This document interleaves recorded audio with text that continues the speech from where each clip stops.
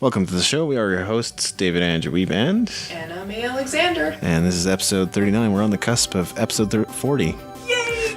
Do I get cake? Maybe we could have cake or pizza. No, not pizza. I make amazing. We can have pizza. Why can't we have pizza? Gluten-free pizza? Yeah, man. Okay. There's some amazing gluten-free pizza. So I've heard. I may be a celiac, but I'm not dead. You know what? I have to tell you this. I'm so impressed. I don't know if you saw them on Facebook. I made the most decadent vanilla bean cupcakes for Stefan's birthday. Sounds good. With Bernard Callebaut shavings on top. Ooh. Served them to everybody in our party at Kinjo's, and then we left the other two. There was two extras. So we gave them to the Pocky men, who came by the next time we came in, gave us a little extra love, and said, "Oh my god, that was the best cake I ever ate, cupcake I ever ate." And I said, "By the way, it's gluten-free because I'm celiac." And they went, "What?" Wow. I'm slightly proud of myself. That's and sweet. They were a work of beauty. They were just this beautiful, incredible blue. I love my life. I did not see them. I'll have to maybe check out the picture. Instagram it. I'll make a profile photo because I'm kind of okay about my cupcakes. Totally. Well, hey, what's new with you? What's going on? What's new in the zoo? Oh man. Well, I mentioned it on the last podcast, which is funny because it wasn't that long ago. No. I've been approached about 2 different bands. I will be participating in a pinup pageant. The last one was more of a pinup contest. This one requires us to raise funds.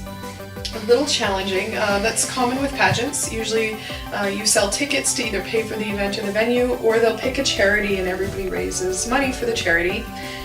Because this one is taking place in Edmonton, I have to raise money for the Edmonton Children's Hospital. And I don't see a problem with it. Every single person I've approached has went, "I don't have kids," or "I don't care about Edmonton." Really, people? I realized there was a movie between Calgary and Edmonton, and I've heard some nasty things either way. But for crying out fracking loud, they're children. You know, what if you're traveling to Edmonton and your kid's in a car accident? We travel up and down that highway all the time. I don't see any reason to discriminate against hospitals. So if you want to sponsor me, I'll give you the information to put up. It should be up in the next few days to vote for me online to be most photogenic. Wow, I feel so vain mentioning this stuff. But so there's an online voting competition. You raise money as well, which I have no problem with. I love doing charity. I make that charity's fun for me. Yeah. I love giving money to people that can make a difference. It just makes me happy. Absolutely. It's not really about good deeds or anything like that, like the paper put in. Why are you raising money for these people? I was talking about the Nichols Tragedy Relief Fund. I'm raising money because somebody's got to do it. It's not really, I love charity. It's so much fun. It's maybe the way my parents raised me. And then I have to walk across the stage, and then there's a talent portion. So unlike the last one where I walked across the stage, named my favorite car, J2XL, by the way, I love you because nobody knows what kind of car that is. They're awesome. So the last one was just walking across the stage, what's your favorite car, and you're good to go. This one, I have to be talented. It's a little more than just... It's a little more than looking cute and making people cheer, so they'll be voting. So it's kind of a real deal now, and probably gonna sing. However, I usually sing with you, and if you can't come up with me, I might end up doing karate, so if it becomes like Miss Congeniality with me beating the crap out of my partner Stefan on stage, Well, hopefully something works out there. It could be a very, very interesting day, July 20th. Yeah. If you can make it out, let me just get you the information here quickly. Sure. I believe it's in Spruce Grove here. Spruce Grove, oh yeah, so it's just outside of Edmonton then? It's just outside, but it's basically Edmonton. Yeah, it's sort of like how in Calgary we've got the Okotoks and the Airdries and the Cochrans. So it's a classic 40s or 40s and 50s pinup pageant, the Rev Rods and Relics Revival 2013, King of Kings Lutheran Church in St. Albert, Alberta. If we have any, I've got the... It's at a church? Yeah, it's at a church. Interesting. Gotta be classy, which I think a pinup girl should be anyways. Yep. Don't give it all away. Yeah. And It's on the corner of St. Albert Trail and Coal Mine Road. So come on out, cheer on some gorgeous ladies. You know, I meet the most nicest, sweetest people when I do these. Mm-hmm. That's awesome. Cool.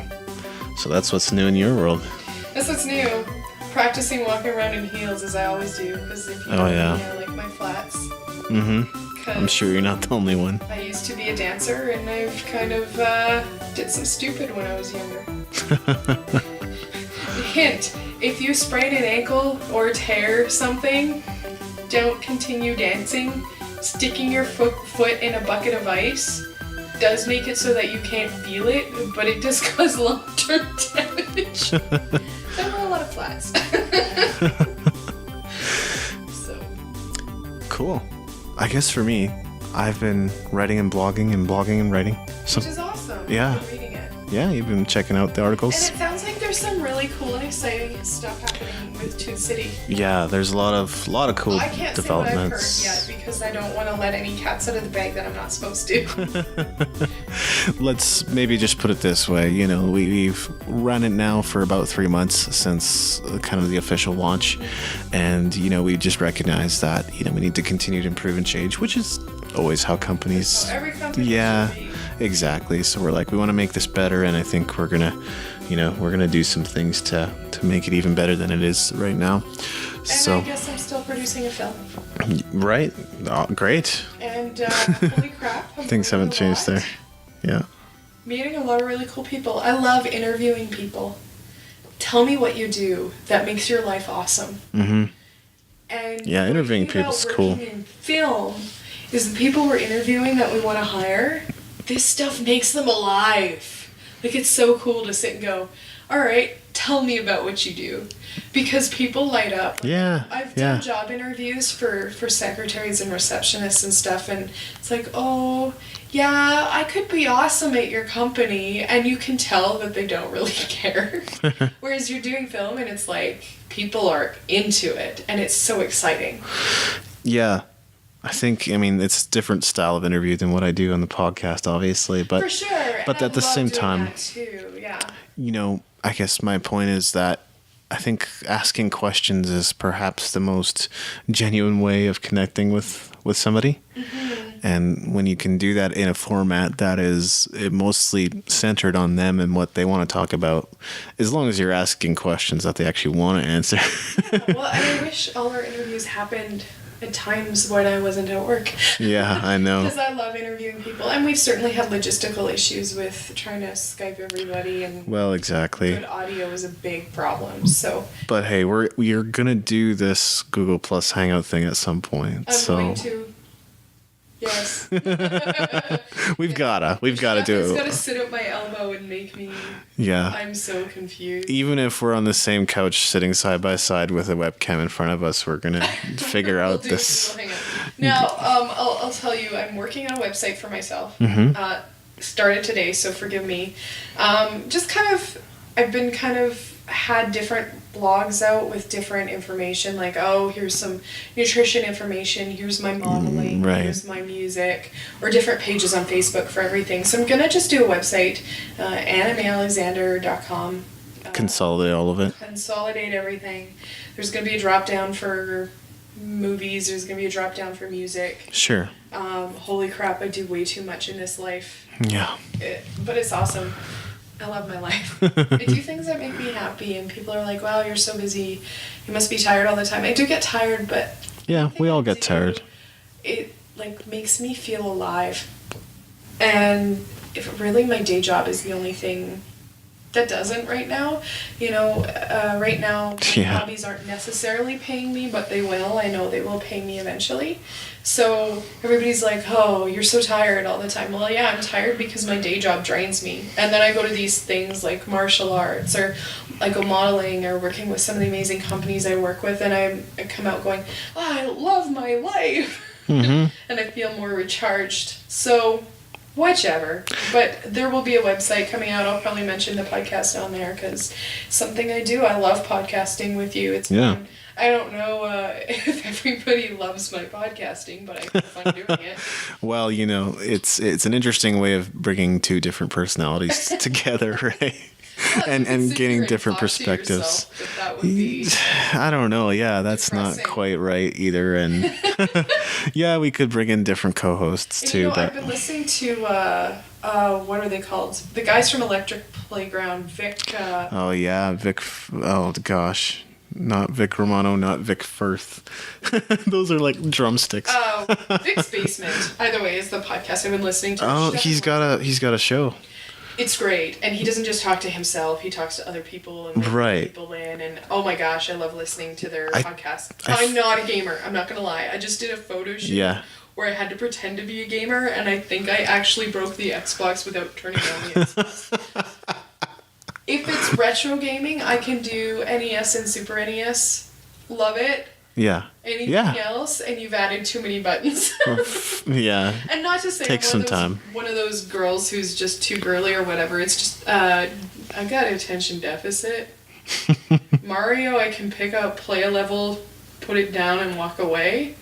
Some of this new gaming where you got to be in there for just to finish a mission, hour and a half, right? And it's great that they give people those escapes and something to do, and there's some really incredible art and things that happen, and we've mentioned the art that goes into video games, but personally, I can't do it. I just can't do sitting around for that long. I gotta move. And, maybe I should be a Wii person, is just, Stefan won't let me bring one into the house. Yeah. I mean, I enjoy gaming, and He's very biased against the Wii, but if it's got me moving, I'd actually probably be more into gaming than if I'm just sitting here. Yeah, I mean, I enjoy gaming myself, and if I had more time or my priorities were different, I'd maybe spend more time. But you know what? Life is better for not having much gaming in my life, and I'm too busy to sit in front of a screen, and when I am right now, I'm watching more sci-fis because I don't want my sci-fi to look like everybody else's. It's not my sci-fi, I mean, it's us as a team, but I want to make sure that we as a team aren't, doing the same boring sci-fi that everybody else has done. Just want to make sure we're not looking the same, and so I'm watching a lot of sci-fi. I don't have time to sit and watch or play video games. I'm sorry. Yeah, no, it's a fun recreational activity, but yeah, it's been very few and far between for me. Speaking of hobbies and getting them paid for them, with my writing stuff recently, I guess you could say I have been a professional paid writer for a little while now. Sweet. But especially with Toon City, I develop online strategy, but what's the main thing I put the most time and thought into is blogging and writing articles and things like that. And when I really thought back about this, it's interesting because I came back to Canada basically with very basic knowledge of the English language, but I hadn't really learned how to write or read yet. And I was asking questions of classmates, and I would totally get ignored, but I would be like, "Hey, so what does this word mean?" And they're like, "You're joking, right?" That was the response. Right. That was the response I kept getting. I'm like, "What do you mean? Am I joking?" I had Japanese exchange students, and they'd look at me and go, "What do you call this?" And they're pointing at the plus symbol. I'm like, "Oh yeah, that's a plus symbol. Oh, okay, cool." They should know that. Well, there's certain things I don't know. I just remember with math, they'd go so fast. I had a friend who came out of French immersion who really didn't even know any of what math translates to in English. Whiz at math, but he'd do a word problem and he'd be screwed. Yeah, and there are word problems in math too. Because he grew up doing this in French. Yeah. So, but really brilliant dude. It's a language barrier, and I hate to say it, but he probably got less of it too because he's Chinese, but if you're in Alberta and you're Chinese, you've probably been here longer than the rest of us who are white. If you know anything about the history of the area, that was built by people. I'm sure you've lived here long enough, but anybody listening, our railroad was built by Chinese workers.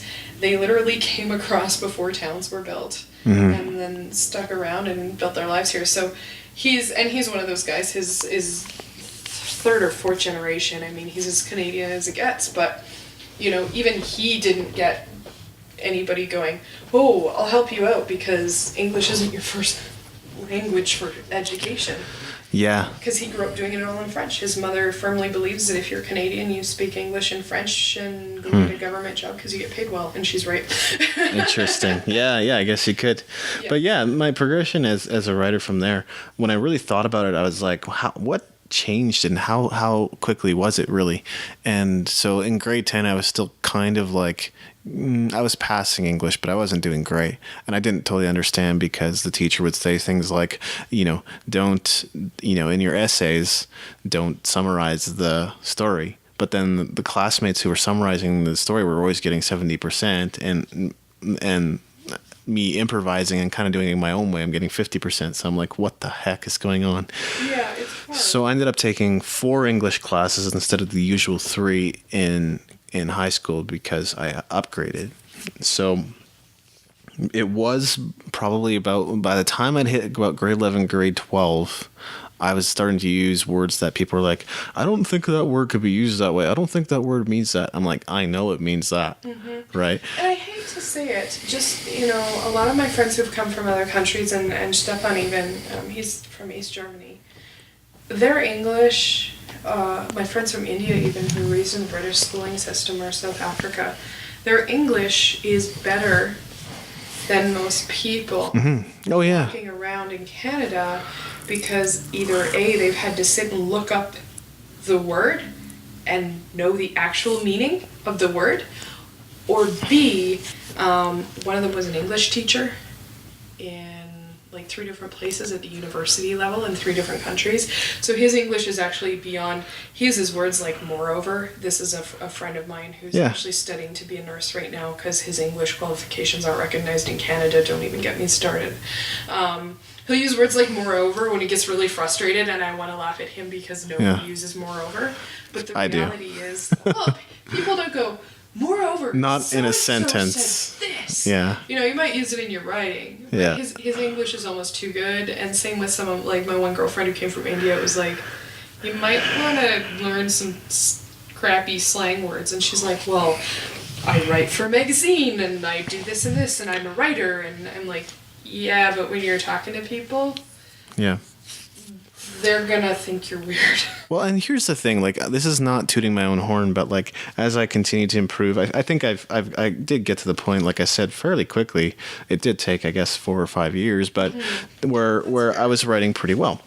And it drives me nuts. It's terrible when people can't do, and it's too bad because I wish I wasn't fixated on that and just enjoy the article or blog post for what it is. But if they can't do then, if they can't do to.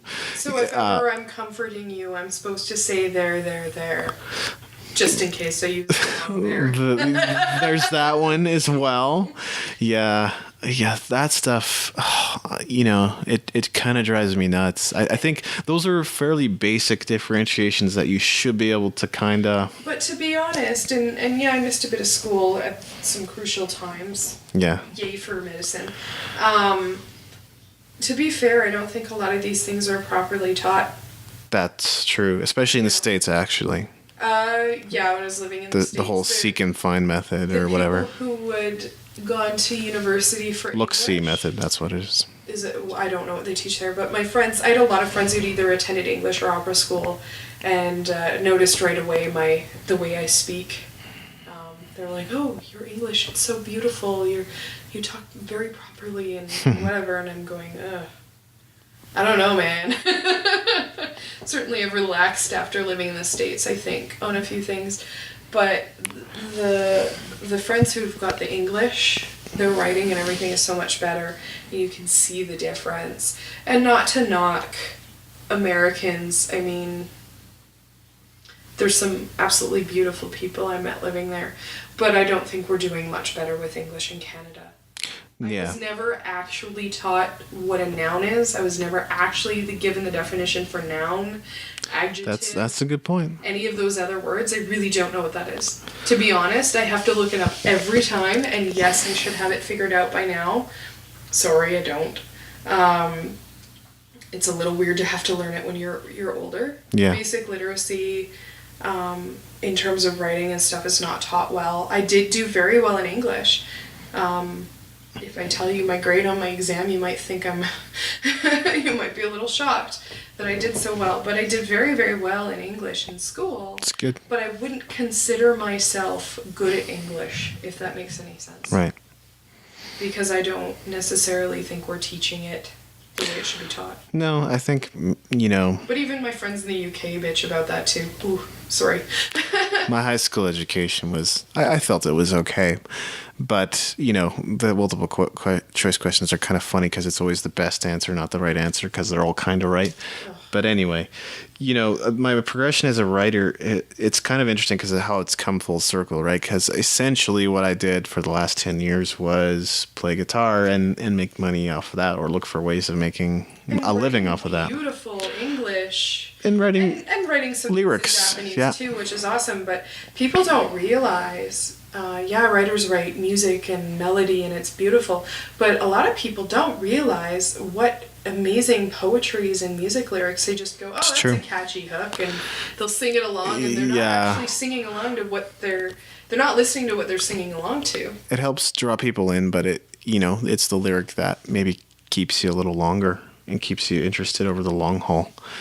So, but yeah, it's interesting how it's sort of come full circle, and now the writing side of me's kind of taken over, and I'm doing more and more of that, and it's led to some very, very interesting opportunities. And, you know, I did a guest post for, you know, Music Goat a little while ago. It was probably a couple months ago now. Goat. Yeah, but I get excited about these things. Like, I don't know, I don't think I was guest posting before, and maybe, you know, I had some awkwardness around reaching out to people too, but that's a lot of that is... It is an interesting thing to reach out, and then sometimes I find reaching out to people on the internet, I'm like, oh, I'm so pensive about contacting certain people, and then I do, and they're amazing, awesome humans, and why didn't I contact them? And I mean, I don't know why I would have that much, you know, relational baggage. I guess I carried it with me for quite a while. But, you know, even I think with... it's common, though, in North America. I had a lot of interview requests. I had very few that turned down. I had some that, you know, fell through because I never heard back from them or whatever. Yeah, but most of the time, I've had great, you know, response in doing interviews. I think it's something somebody once told me. I know you know this. If I have to give a public speech, I fall apart. I'm cool acting. I used to improvise. I did this for 10 years. Walk on stage, act out a scene having no clue what was going to happen in a comedy theater where they vote at the end whether to keep you or turf your butt. Mm-hmm. At the end of every scene. No problem doing that. No problem singing with you on stage. For the most part. On occasion, I get a little funny, because whatever. Public speaking slays me. Don't know why. For some, actually a lot of people, it's pretty true, common. I mean, I guess when I'm public speaking, I can't hide behind the music, or I can't hide behind the character. Yeah. Somebody once told me, and I think this is true in more than public speaking, people want you to succeed. Mm-hmm. There are jealous, selfish people in the world, that's true, but I think for the most part, it's also very true that people want to see other people succeed. This is why I do networking. Yeah. I love getting two people in a room, and it's cool that I'm now finally starting to get paid for it. Not a lot of money, but on occasion people are like, hey, here's a finder's fee. What's a finder's fee? It's fun for me to get people in a room because I know that together they're going to create something. I do know what a finder's fee is now, by the way. It's honestly one of the most valuable things you could do, I think. It's fun for me, and I think for the most part, a lot of people are like me in that it's nice to see people do well. Yeah. You know, it's nice to go, oh, I knew somebody who went to the Paralympic Games and won a gold medal for Canada, and yeah, I'm going to give money and help them out. And we're always so afraid to ask for money. We're afraid to ask for collaborations. Right. We're afraid to ask for things. And really, what this person said about public speaking is true with everything almost in life. People want you to succeed. Nobody really... In rare occasions it happens, aka high school, but nobody really sets out with malintent for you to do poorly in life. Yeah, very few people do. There's competition in business or whatever, but I mean, people should look at that as sharpening your game. And this is a terrific example is, you know, I was contacted by, actually, I guess he left a comment in one of the blog posts on Tune City. It was James Moore from Independent Music Promotions. Awesome. And we ended up exchanging guest posts, and I'm actually super stoked for that because I'll have a guest post coming out soon. I guess by the time people hear this podcast, it'll have been out a while. But, you know, and he wrote a guest post for Tune City, and so, you know, we were kind of reflecting like, man, we made this thing happen fast. You know, he was impressed, and I was like, you know what, I don't fool around with guest posts. It's a cool opportunity, and you know, you could say that, you know, the backlinking is of limited use, you know, having your link in the author section or whatever. But I think in the long run, that stuff adds up. And it's the little things you do every day. It's not... That's one of the ways I ended up on mommy blogs. Hey, there you go. Don't ask. We already discussed this in another podcast. Yes. It's one of the ways I did end up following certain mommy blogs. But yeah, and so I'm really enjoying that. I'm enjoying the connections that it's making and the opportunities that it's beginning to offer. Mm-hmm. Let's say that I may not have a huge audience, but guess what? I'm hitting the right people. You know, I wrote an article about WordPress and movable type. Wow, I mean, the movable type community was starting to go, that's interesting. I really liked your post. It's a very fair assessment of what's... Maybe I should have. I think I missed that one. Because I did just start my web page is... I'll confess it's WordPress, but I'm trying not to make it look like WordPress because I think that's a little lame. Trying to make a blog not look like a blog, that's the tricky thing, right? Because WordPress is geared towards blogging. Yeah. Yeah. And so there, you know what, there are some blogs out there. People can get away with it. If you're Seth Godin, you can get away with it. But well, we might migrate it over to a different kind of platform. I think WordPress is a great platform to go with. It's just my web page skills are limited. Yeah. And they make these things so easy. But I think, you know, my partiality to movable type is partly just because I started on it. And it was the first thing that I got up and working. I couldn't get WordPress up and working at first. I did eventually, though. And I've heard a lot of people say they prefer movable type. Yeah. I like it at my coffee blogs. Something people don't know about me is I'm strangely passionate about good coffee. I used to roast coffee. That's you want cool. to talk about strange jobs musicians have had going through life? One of them was roasting coffee. Mm-hmm. I like really good coffee, and for a long time it was hard to find really amazing coffee in Calgary. So I followed a lot of coffee blogs, and I do remember the whole movable type versus WordPress. And I was like, I'm reading a coffee blog, I don't care, but then people were going off on it, so... I guess, you know, the thing that I always try to do is try to customize the website in a non-destructive way. Yeah, that's what I'm working on. That is the tricky part with whether WordPress or movable type, because you want to go like, okay, there's already system CSS files that kind of configure the look and feel of your website. And so, like, without destroying that and keeping that, how do I kind of paste my own template over that? That's the stuff that This is pathetic. took a while to figure out. Maybe you should enlist his help. Well, he was drugged to the computer today. Okay. So, yeah, it's kind of pathetic. It's probably something I should sit and learn more about. Yeah. At one point I could do some basic programming. I haven't used it in 15 years, or maybe more.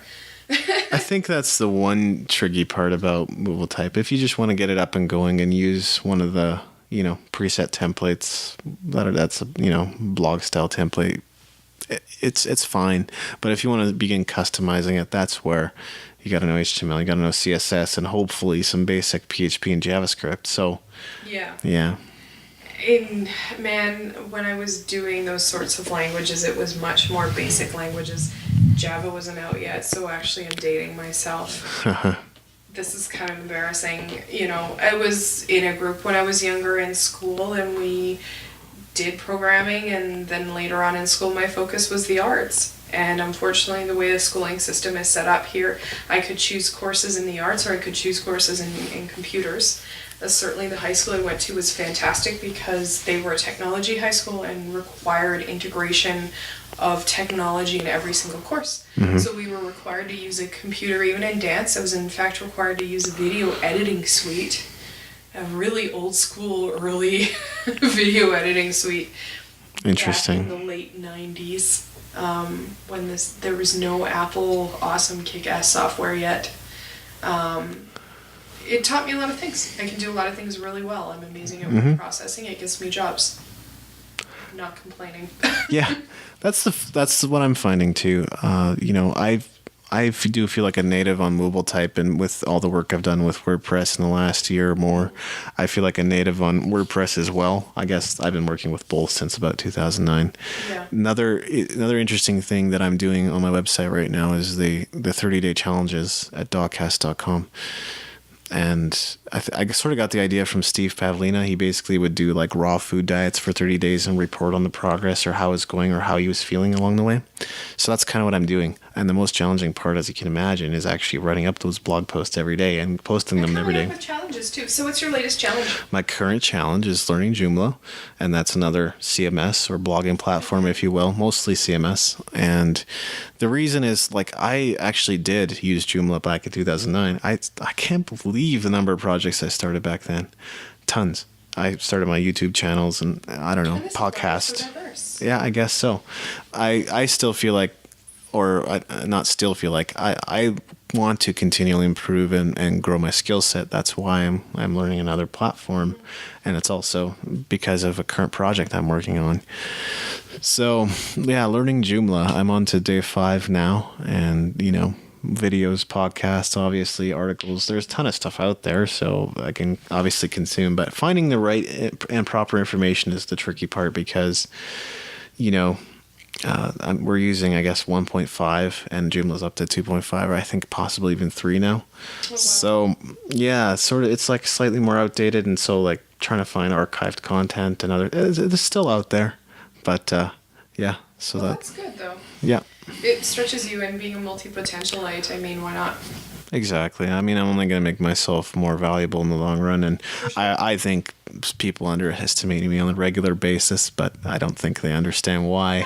I'm shying away. Well, not shying away. The reason why I'm not taking leadership positions is because I'm kind of happy. I don't want more involvement. Mm-hmm. I'm happy with where I'm at.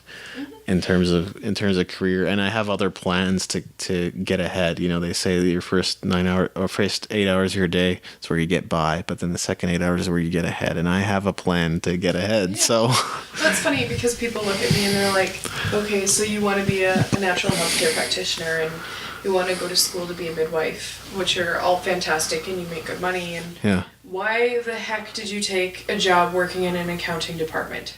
Variety. Why would you take a job in an accounting department if you want to run your own business? Exactly. if you end up running everything yourself for a number of years, then it would be valuable, super valuable. Even if you end up hiring somebody, still be able to help them out, or your accounting, there's gonna be a period, even if it's 2 weeks, where you need to know how to keep track of your own stuff. Yeah. And a lot of businesses get into a lot of trouble really fast because they can't handle accounting. Exactly. So yeah, this is why I'm here. Am I good at it? Yeah. Is it my favorite thing in the world to do? Hell no. Yeah. I'm not gonna lie. Part of my job is collections, because it's part of accounting. You have to call the customer and get them to pay you money. It's not always pleasant. It's not the worst thing ever. For the most part, people don't care. But some days it gets to be interesting. Yeah, definitely. And along the way, I've met some really kick-ass people, sitting chatting about martial arts with people on the phone while we're both balancing math on the other side. You'd be amazed how much multitasking I can do now. But that's also the other benefit to being able to do those things is security. People don't realize this is another skill I got from working for an online money transfer company. If I'm on the phone with somebody, I'm waiting for my computer to run a process, or it's frozen or whatever. Of course. I'm asking you other things, and I'm putting it in your customer file, and especially when you're dealing with financials, and depending on the kind of company you're with, it's good to have those details for security. It's good for customer service, and that's really what you should be using it for the most. But when you're dealing with money and accounts, being able to verify that person on the phone is the same person. Yeah. You might go, oh, what's your son's name again? I've got it written down. I'm just trying to make sure that you are who you are. Totally. One day I pulled up a guy who had my own zip code in Oregon, a customer. Oh, does so-and-so down the block still have chickens? Yeah, how'd you know? Are you living here in Oregon? Oh, no, but I used to. verified immediately that I knew where that guy lived, which was one of the verifications I had to do for their account. You know, it seems silly, but, you know. It's pretty important. So I do a lot of multitasking now. I ask a lot of different kind of weird things, and people don't know what I'm doing, but that's what I'm doing. And it's from holding these different jobs, I've learned a lot of things. Yeah. You know, as a lighting tech, what does that have to do with being a cook? Well, the plug on my fridge went. We could buy a new fridge, or I can just slap a new plug on. Mm-hmm.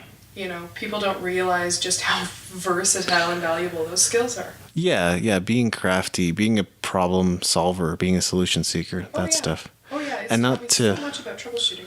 And not to go too far on this rabbit trail, but I think, you know, the whole identity theft thing, it obviously, you know, in the situations that you're talking about, absolutely you have to confirm. But I don't think it's quite as big of a deal as some of the banks are currently making. I think it's just another way to drive business. And I mean, you have to be careful. Absolutely be careful.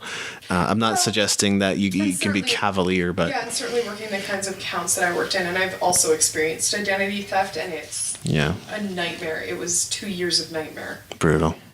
Working in that field, I've seen a lot of identity theft, which was usually somebody in the household getting a hold of somebody else's bank account and spending.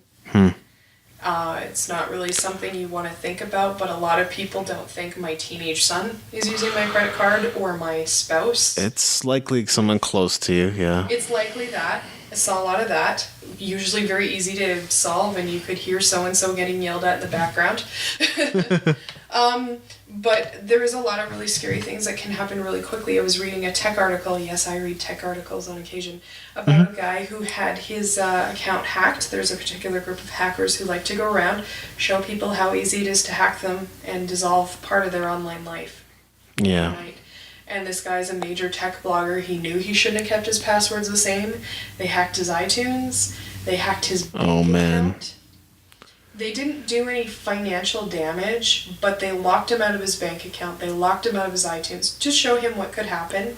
And they wiped his personal computer because with some of these things, with the remote, you can remote access your computer. The thing that killed him the most, they didn't do any major damage, but they deleted all the photographs of his son growing up, his 2-year-old son.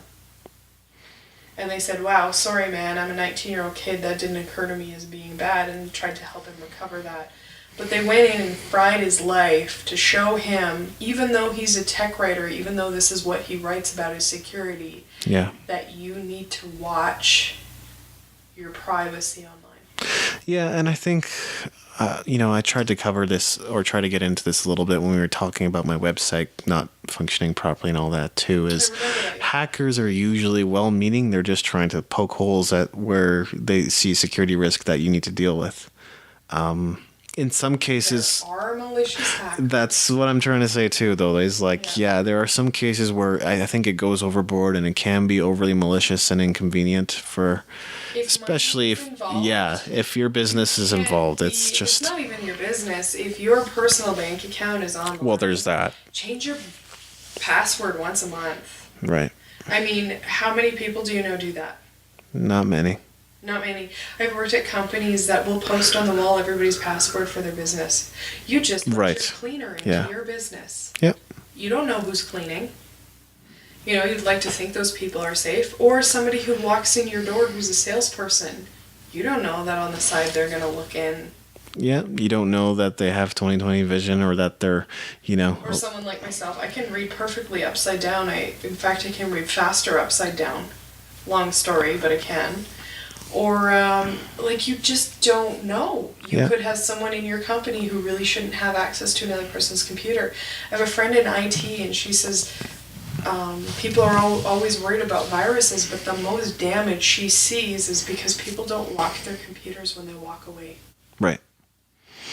Yeah, I guess... Basics, guys, basics. This affects your business. This can affect your music.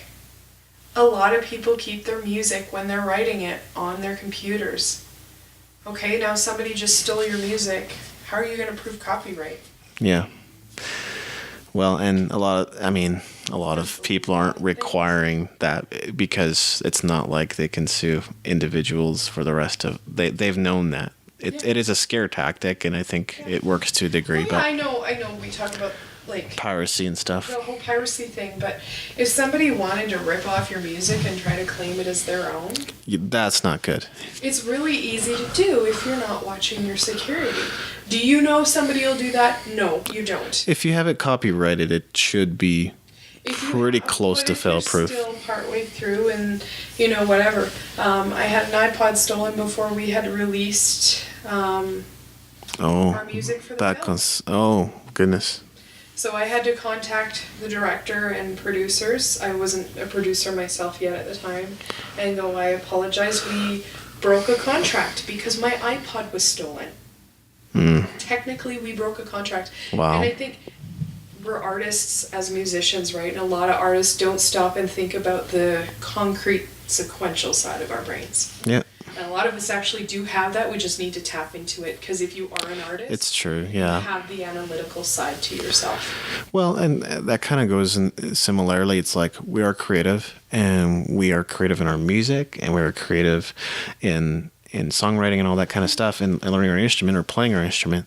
Yet we fail to apply creativity in areas that matter a lot, like business or relationships or networking. Yeah. Yeah. Oh, yeah. How many musicians? And that's, it takes practice. It does. But it's the same thing as an instrument. You will get better at networking if you practice it.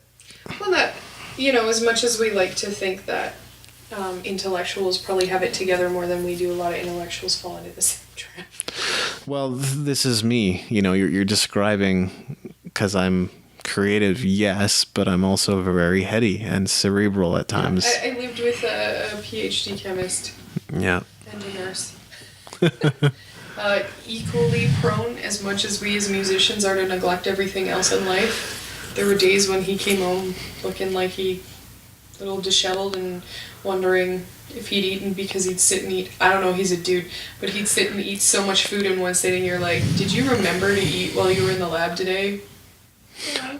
Okay, just checking. That might be a little different, but yeah, I hear what you mean. And how many times have we had practices, you, me, and Pat, and we're ending up till 2 o'clock in the morning, and because we talked the first 2 hours. We talk, and then we're YouTubing kick-ass musicians who do kick-ass things. Yeah. Because that's how we bond, and we need that bonding. But we've also sat there and done music for hours solid, and we get to the end, and Pat's going, let's go to Denny's, I haven't eaten. Yeah, that's exactly it. Yeah. As anybody else, if you're passionate about it, you're going to forget. Yeah, you might lose sleep, you might forget to eat, yeah. You might forget to call your girlfriend. Yeah. I've known many musicians who've had failed relationships because they didn't have their head on there. Yeah. And they haven't passed that over. And it's hard. It's really challenging. And it's something I said to Stefan when we got together is, I'm an artist.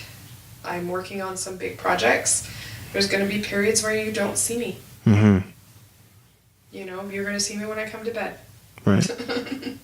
It's terrible, but it's kind of the way it works. Yeah. Yeah, you might have periods like that for sure. You do have periods, and you have to still remember to send even a text message. Sometimes can mean the world to somebody. Totally. And it's not just your spouse or your partner you need to think about. It's your friends. I've got a friend who's sick right now. I've never been so busy in my life, but I'm making the effort, and you have to make the effort. Yeah. To make your friends feel loved and noticed. That is tricky for sure. My creative work is, like I said, a lot of writing.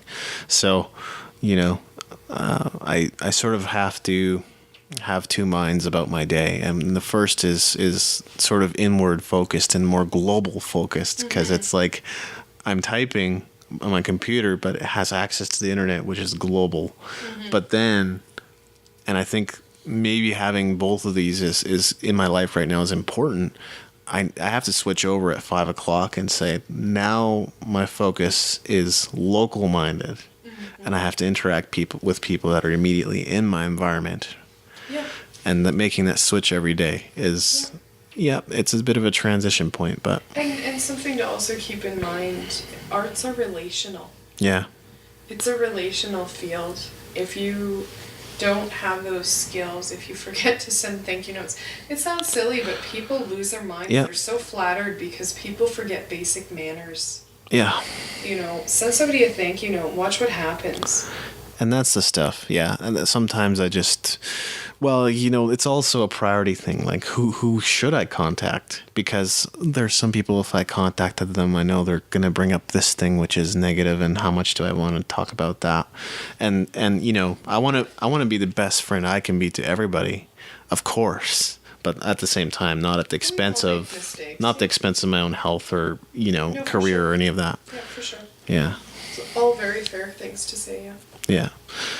So yeah, finding that balance. I guess the other question is, are they really a friend if they're always negative? But sometimes people are at places and they're at different emotional, or whatever, and they need help and they need care. But there's only so much there is only so much you can do. But I also have known some people who love everybody no matter what, even if. Yep. And I don't know how they manage the balance, and yet they do.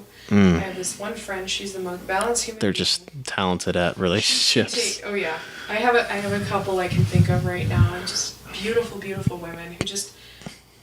Somebody contacted me today about another friend and said, "What colors do you think they'd like in their baby blanket?"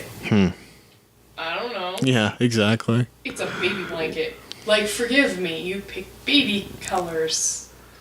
That would be what I would think. I'd be like, I don't know, pink and blue and baby colors. And they said, hang on, we have another mutual friend. I know you don't know her, but I'll connect you to her. She'll be happy to help you with a baby blanket. And it's this gal who's just so totally awesome at relationships. Yeah, I'm going to give her a call. Totally. She's great at helping me with those things. And I've known a few people like that where you're just like, you have such a beautiful spirit. You can handle the most negative people and still walk out of it fairly balanced. I don't know how you do it. I'm reading a book by Brendan Burchard. I think that's how it's pronounced. Burchard. He wrote a book called The Charge, and he's a high performance coach. And in it, he does talk about, the section that I'm currently reading is relationships, and how if you were to have the optimal family life and friends, what would that look like? And I'm like, why are you making me answer these questions?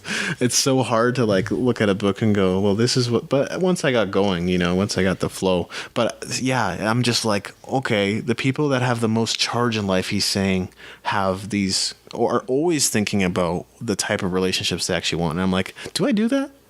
I need to do that, probably. Yeah, I have a couple of responses to that. One of them is careful with books, because I was reading something the other day that said self-help books. Some self-help books are fantastic, but a lot of them start from the premise that something's wrong with you. Yeah, well, put it this way. I wouldn't... know. And it doesn't sound like that kind of book. No, I don't think it is. At all. But it is a note of caution, because sometimes we can read self-help books and now we're suddenly looking for our defaults rather than, okay, I'm not as strong in this area, but I'm strong here. So I can go from my strength to becoming a stronger version of me. Exactly. Why not? My other response to that is, I know the feeling. I remember sitting there in school and we were studying adrenal burnout. And she's listing a day of a typical person. Now, I was working full-time. Everybody, I think, in the course was working full-time and putting ourselves through college. Right. It's just the way it works when you're doing night school. Yeah. And really intense. Nutrition is intense. Body is intense. And she's describing this kind of day that leads to adrenal burnout. And this girl next to me and I looked at each other bewildered. And she said what I was thinking. She's describing me. Because when you're in school, and I don't feel quite that level of burnout that I was before. I get a little tired sometimes, but now I'm doing things that I love. And don't get me wrong, loved my education. It's very hard to do a full 8 hours of day, getting up as early as I do to get to my jobs, because I work early. Yeah. And then being in school until 9 and getting home at 11. Yeah. And then looking around the house and going, oh, I have to do laundry and I have to cook food for tomorrow. And then, open the mail, pay the bills. Open the mail, pay the bills. I know the feeling, yep. And that's really, that can lead to adrenal burnout. So yeah. And it's good to sometimes stop and take stock and go, is this feeding my life? Is this giving me life force? Is this nourishing me? Is this nourishing my talents? Yeah. If it's not, you might need to think about letting it go. Yeah, it's interesting what you say about books because unfortunately, a lot of them were not. They were, Well intentioned, I think. they hired some other author to write, and they put this expert's face on it. There's a lot of books like that, and so most Yes, I can think about one particular who's written like 23 books, but he didn't write them. Exactly. There most of the books I read, not all, but most of the books I read have been carefully selected from a list from, a group of people that decided that these books add value to all of us, not just some of us. And so it's a very carefully selected list of books. So most of the ones I read are like that, and that's my only caution. I mean, that's helpful. For the most part, any self-help book I've heard you mention, I've read half of them because you're like, there you read go. This, and I'm like, okay, you hand me the book and I read it, and I'm like, it was a kick-ass book. I feel uplifted. Yeah, right. A lot of self-help books. Some you just gotta watch out for. I work in nutrition, right? So a lot of people are like, what do you think of this diet? And you open the book and you read it and you're like, wow, I feel like crap just from reading the opening chapter. Because I'm doing everything wrong.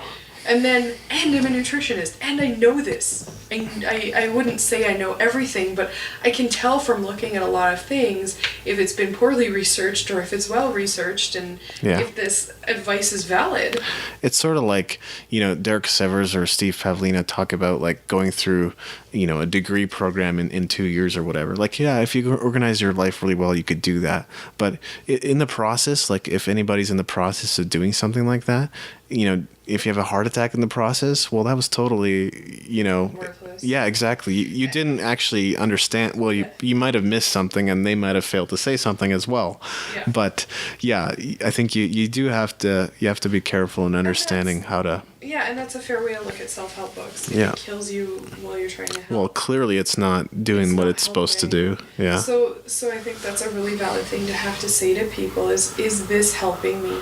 And maybe take with a grain of salt when you're reading something that says that you're coming from a place of failure.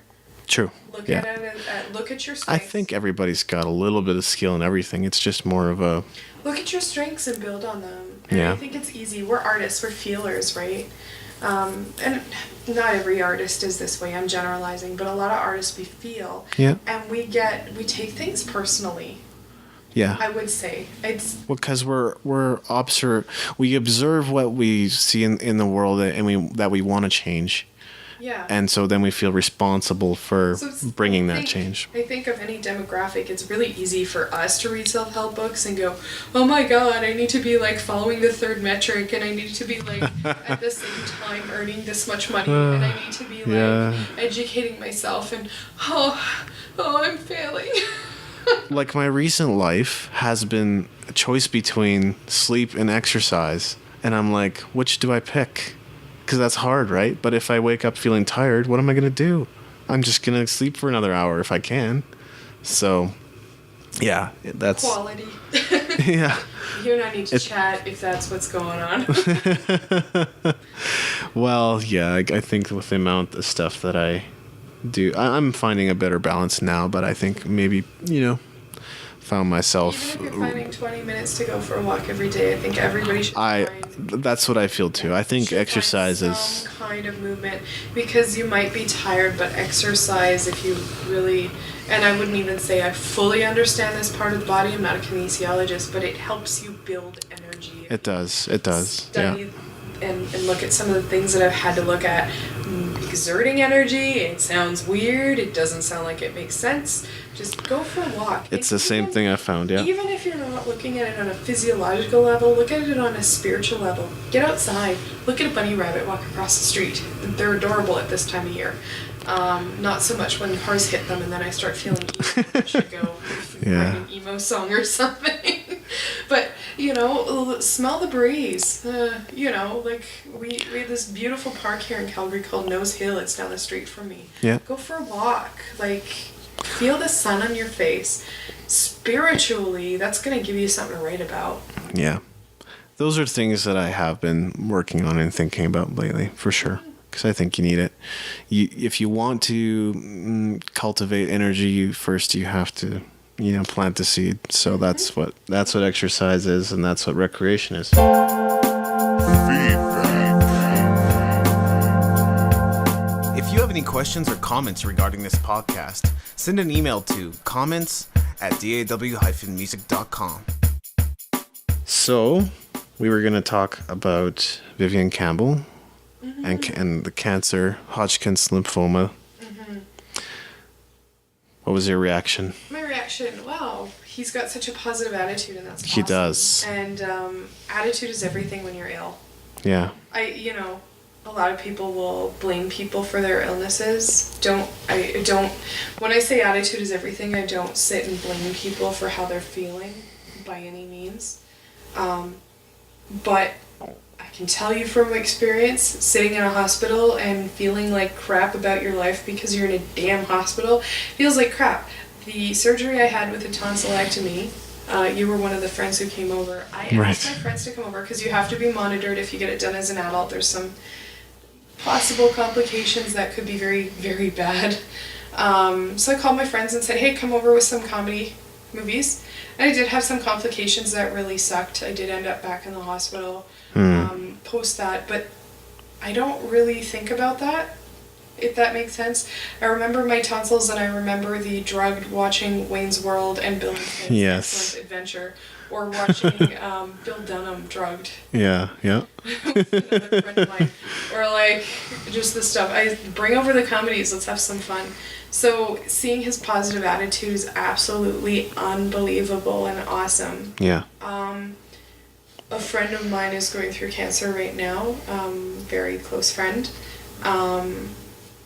Having had some personal brushes with it, I think I have a little concern for him, and maybe it's not my place, but I have a little concern for him, he's wanting to tour in 6 months, and he's still in chemo right now.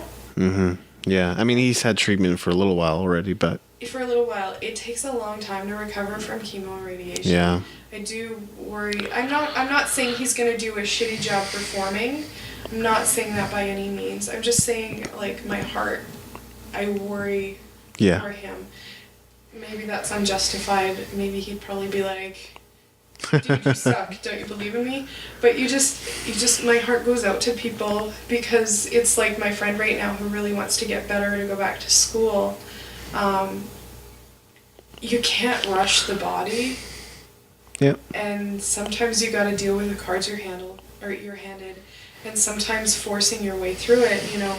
There's speculation, and nobody can say for sure, but there's speculation that part of what killed Jack Layton was that he went back to politics too soon to run to be prime minister, and ignored his health, ignored some symptoms of some things that came back while he was busy touring the country, and he passed away a month after the election.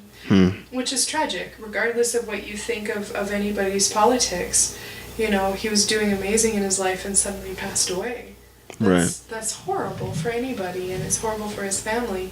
So I guess my concern for him is he going to have time to listen to his body? Touring can be, depending what level of schedule you've got. I've done lighter tours, and I've done some hardcore touring. It can be hard on the body. Yeah, definitely. I mean, especially, you don't have a consistent sleeping cycle. You usually don't eat great. Yeah, all that stuff. I'm sure he's really concerned. I mean, he'll be on quite a strict diet from his dietitian. More than likely. So he'll probably, and certainly when you're doing as well as Def Leppard does, he can demand slightly better food. Yep. And certainly it's what we were saying about people want you to succeed. People are probably going to want to help him find good food. Yeah. If I was a concert promoter, I found out he was coming, even if it wasn't in their rider, I'd be like, what can I do to make you finding food and rest easier while you're in my city? Because you're dealing with a lot more than most people. Yeah. And especially, Campbell's so talented, and Def Leppard still feels like a young band. We want to see them going on to be like Aerosmith and still performing. I think my only thing is, personally, and it's just my experiences being in and around cancer the way I have, you just kind of, I don't know, I want to see him get some rest and take some time for him. Definitely. And maybe for him, touring is taking time for him. I mean, I'm not going to lie. My heart really wishes it was still on the road. I love touring. It's hard on relationships and a few things. when you're an artist, like, you're out there doing it every night, and it feels good, and it probably does for him too. But it sounds like he's skipping out on most, if not all, rehearsals. That's, you know what? And he's ready, right? Like he says. Give the man a break. Yeah, I'm sure if he participates in, like, you know, a couple of rehearsals and then just the pre-show sound check or whatever, he'll be good to go. I highly doubt his bandmates are going to be like, man, you missed rehearsal, you're not allowed to perform. Yeah. We've all been in groups like this. Dude, I've got cancer, I think I can take a rehearsal off, and I hope that's the case. And Def Leppard is a band that's had two fairly public... And by that I mean they might have had other things that could have torn the band apart, but two very public ones that could have pretty much, you know, been the death knell for the band because, you know, with Rick losing his arm, and then of course Steve Clark, you know, his life being taken. So, and then Vivian filled those shoes. So yeah, it's hard. It's really hard, and you know, I can sit on my couch and go. And I really am sitting on my couch, and you guys really have no idea what this room looks like. We're just sitting in the couches. I got a big styrofoam sheep. My bird usually chills with us while we're podcasting. The captain actually sat 2 podcasts ago on my shoulder. Was pretty well behaved. Yeah. But I mean, I can sit on my couch and say what someone else should do with their health, but I'm not him. Of course, yeah. But I guess would like to see him take care.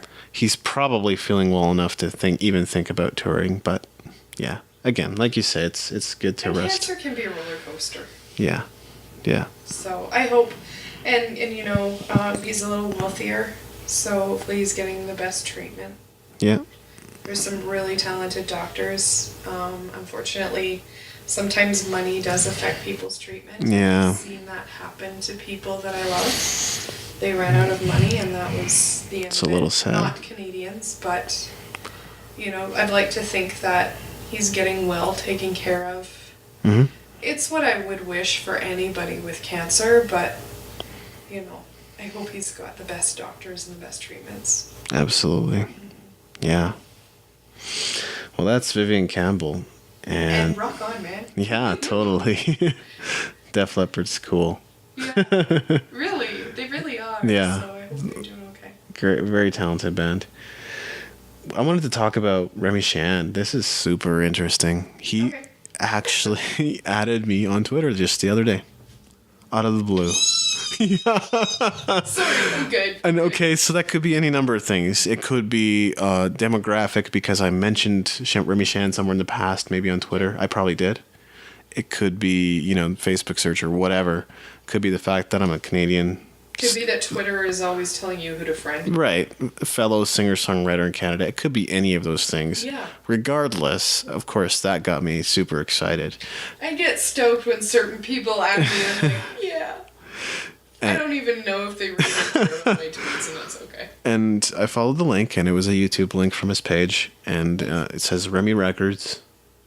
And he's put up a few videos of some recordings that he's been doing. Nice. Yeah, and some of them are like live from my bedroom kind of thing. So, we're not necessarily showing any signs of being ready for an album yet, or necessarily being super active in music yet, but he's at least kind of getting the, wheels in motion. And he's awesome. He's come out of hiding. His first album, The Way I Feel, I believe it was 2002. So really, we haven't heard of Remy Shand or from Remy Shand since about 2003 or 2004. He obviously toured, and then he released a single on his website. But his website now redirects to some other Motown artist, which is really weird and funny. Bizarre. But it's probably a business thing on the part of I hate that. Motown, which is sad. So anyway, I don't mind whatever capacity you want to do, Remy. That's cool with me, as long as you're making music. Because that first album was just. It was mind-blowing. It was just one of the most amazing, I could say that it was one of my top 10 influences, but honestly, it's the number one in the genre, clearly. Yeah, oh yeah. And possibly even top 5 of all heard that before, too. albums. You guys sound a little like Remy Shand here. Exactly. I have a song called Too Late that isn't Every it's time kind of we get skirting, told- yeah. skirting close to that. It's a great song though. And Because I'm I now- use my falsetto as well. And I'm now searching and adding Remy Shand just because it sounds cool and I want to see these videos. I think that's why I got better at using my falsetto. I don't say I'm awesome at using my falsetto, but that was one of the reasons, because I sang along with his songs a lot. The iPad can't tell that I'm poking it. And the funny part was, like, I seem to remember buying his album on sale, so like it was like a $5.99 deal or $10.99 deal or something. That but it turned out to be one of the best albums I've heard. You know what? Yeah, and it's funny because people can sit and go, "Oh, Remy Shand isn't my genre." I don't know. I like his stuff. Mm-hmm. I wouldn't normally sit and listen to. I've heard that from some people too. Yeah, it's not necessarily my genre, but I like his stuff. Well, yeah, because like I think people think Motown and they're reminded of Baby Love and the Temptations and Which is more than My that. Girl and Sadly, more the stuff I do like. that's great 'Cause stuff. I've done it right. See, that's the problem. Is like modern R&B. What is it? It's just like a slightly more scandalous pop music with, I don't know, with African American people. I'm sorry, like it's just not what it's not what it used to be. And obviously, rhythm and blues. When I watched the Blues Brothers, a lot of the music that they played, and yeah, they're not African American. Oh well. A lot of the music that they chose and selected is exactly the stuff that represents good R&B to me, anyway. Oh yeah, for sure. Yeah. So yeah, I'm following him on YouTube, obviously. And Remy, if you're listening, you're more than welcome to come on the podcast. If you're ready to start, revealing a little bit about where you've been and what you've been up to. David has to let me participate because there's so many cool things I'd love to learn about Remy Shand. Absolutely. Another news item that I wanted to mention, and I already mentioned this on the blog too, is the return of Harem Scarem. And it feels like it's actually only been a very short time, because like they came out with an album in 2008 and said this is kind of our last CD. They'd already finished kind of their touring portion of what they did, and now they're back in the studio, but for a very interesting and compelling reason, which I'm going to tie in here actually to an earlier item.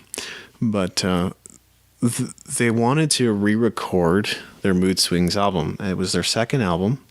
And it was quite possibly, I mean, it's the one that definitely brought Harem Scarem more popularity and recognition. It was, and so forth. But it's also kind of the album that's it's classic. It had some diversity on it. It had a little bit of kind of funk music, funk rock, and it had like ballads, and it had some classical influence in it. It represented a cappella. It just represented a lot of different things that they would do later on in their career. The problem or the issue is that basically the rights belong to the label. So the reason they've decided to re-record it is this is probably possibly one of their most profitable albums. They don't see any or a whole lot of money from it. And it's sort of, it's kind of a mixed thing as a fan, right? Because you're going, wow, I love the fact that they're reuniting, but the reason they're reuniting is fundamentally because they got shafted out of what they rightly earned. Yeah. They do have plans for touring as well. Hey, that's cool too. Which is cool. And yeah, maybe it'll open the door for more collaborations in the future. Obviously, they've had 5 years apart to kind of maybe sort out whatever it was that they needed to sort out, and maybe they'll want to make some more albums. I don't know. Yeah. I don't know what that looks like for a band that's been around so many years and hasn't gotten the recognition they deserve, and has already a pretty extensive discography. Hey guys, I don't know. Buy a ticket. Yeah. Come to Calgary. I don't know if they will come to Calgary, unfortunately, but it would be really cool. It'd be sweet. Here's the interesting thing.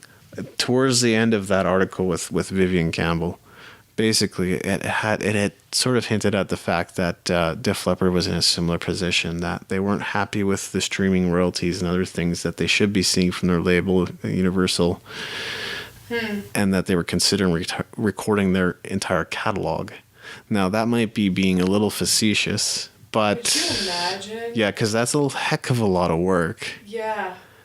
And they might be a little facetious in that, but it's so interesting that, we see one band that's, Canada-based and definitely not as well known as Def Leppard. And, even though they're not C-class, they've sort of been treated that way because they tend to a little more towards hair metal. And then we have Def Leppard, a huge band that probably is profiting in a bunch of different ways, but is not making the money that they deserve with streams because of their label. It's very interesting. No, it is. Yeah. So did you hear about Jack White this week? No, I did not. He did a good deed, and I like that he did the good deed not to do a good deed because he didn't tell anybody about it. The people that he did the good deed for ended up calling the media eventually because they were like, he needs some recognition. So Jack White paid the tax bill on the Masonic Temple in Detroit. It's the largest Masonic temple, but it's got a huge concert hall. And many, many bands have played there, and he fell in love with the place. His mother was an usher, I believe, there. Interesting. When he was a kid, and he used to go visit her there. It's got the second largest stage in the United States. Really?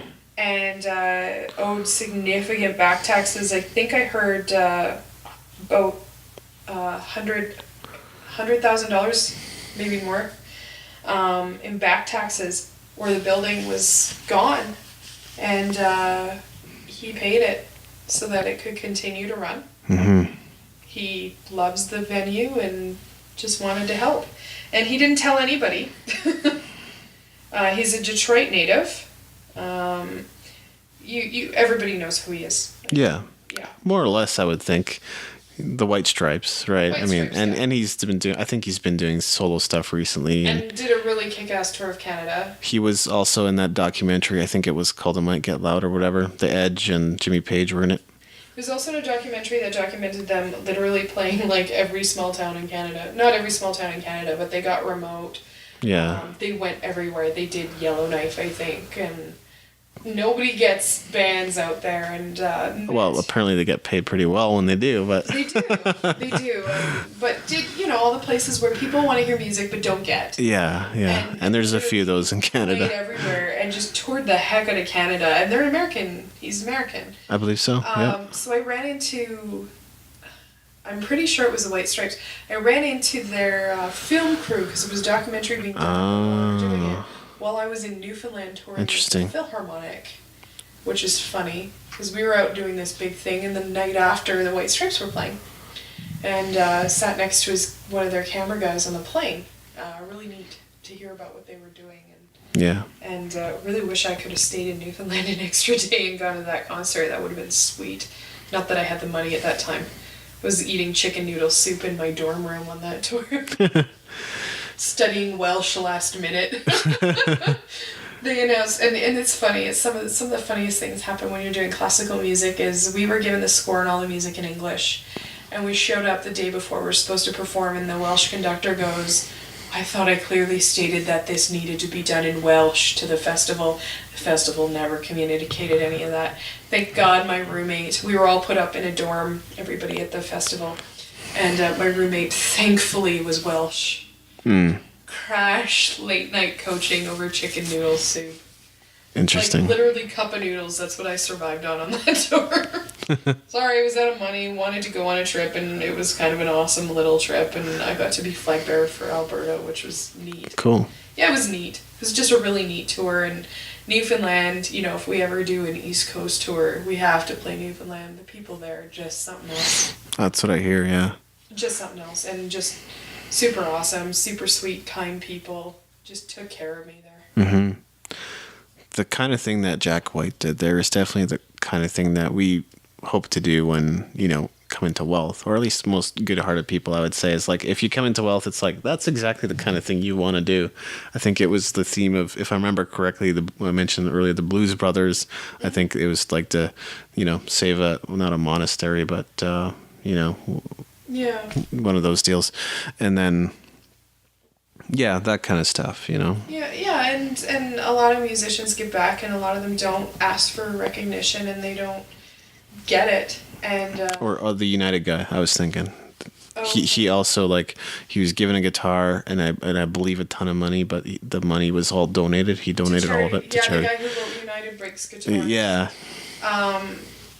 For anybody who's wondering about that. Yeah, and a lot of musicians are really... I'm not saying we're the best people ever. There's certainly jerks. There's jerks in every demographic. But they're just well publicized, that's it. Yeah, oh yeah. But there's also a lot of musicians who are donating so kids can play. They're donating to art schools. We understand Derek Severs, right? Like how difficult it can be to get going. And I'd like to think we all want to someday give money. I think one of my exactly. A really awesome art school. Mm-hmm. I'd love to put some serious money into an art school for kids that also has organic, like, awesome, yummy food and vegetables, and kids learn how to cook vegetables because they say kids, or grow vegetables, because they say kids are more likely to eat them if they grow them. But that's a whole other side thing. I think kids should be well nourished. Yeah, and I'm probably going to sound like the prototypical artist in saying this, but like so many schools cutting arts and music programs, it really is like, you know, I understand the whole financial thing, but like it really is detrimental. It's super detrimental. That I was actually just telling you about before we started the podcast, Mount Royal and all their geniusness, and they did cut the actual 4-credit program for music a couple of years ago, I think. Yeah. Currently running a pardon me. Need a big adjustment. There we go. They're currently running a not-for-credit program out of the Mount Royal Conservatory. It's a 2 or 4-year program. The last students are going through that program now. They just announced they're cutting the theater program. They're cutting disability studies. They're cutting a bunch of nursing jobs, and they're cutting engineering. And some of that stuff is the things that people were most drawn to at MRU. MRU has an incredible reputation. At one point, they were number 3 or 4 in the country for theater programs, which is rare for a 2-year program. And most people for music went there too. Most people went there for music. Amazing classical program, amazing jazz program. Yeah. Their theater program. Everybody across the country. Stratford Festival. When Stratford Festival's upset that you cut your theater program, you might have made a mistake. Mount Royal was handed huge budget cuts by the Redford government that said, we would like you to focus on programs that produce jobs. Unbelievable. Because the arts don't produce jobs. Oh no. But creativity is really the foundation of so many businesses today. Well, and a friend of mine who's in the theater arts program was mentioning, and her story gets even more complicated, and I really feel for her because she's the one who's sick right now. So she has to get herself better by September or she doesn't get to finish her diploma. Weird. Because they've cut her program and that's the last she can do it.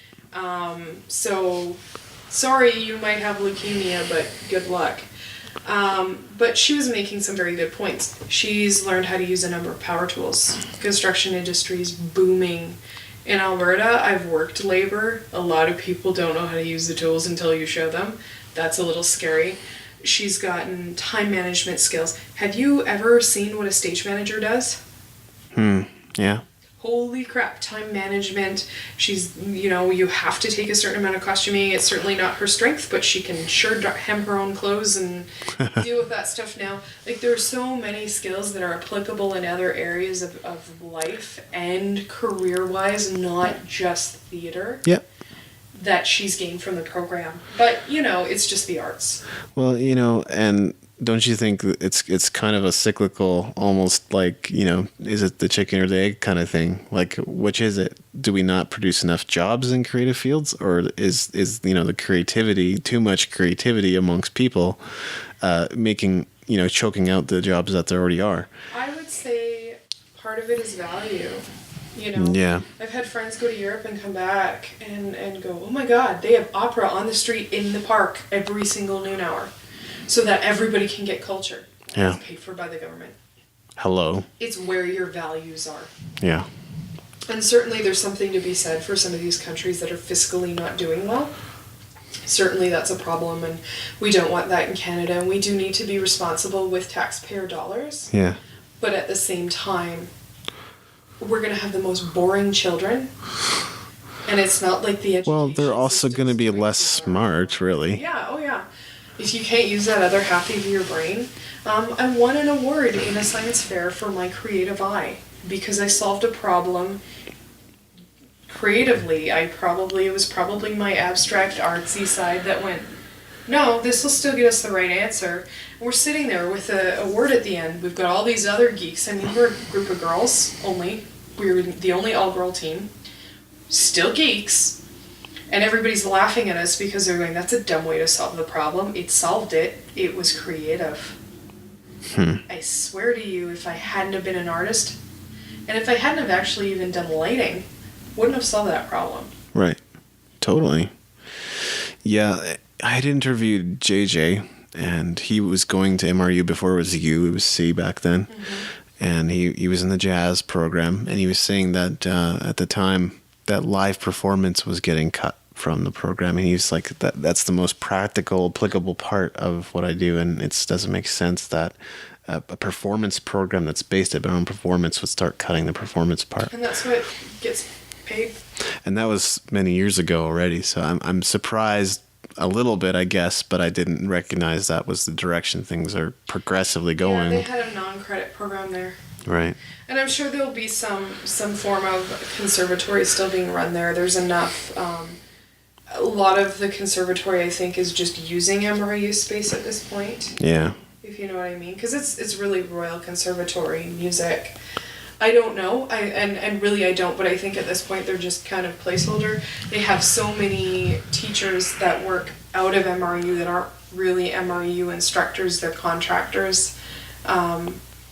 Keeping them together is just such a smart thing to do because they're some of the best music professionals in the city. Yeah.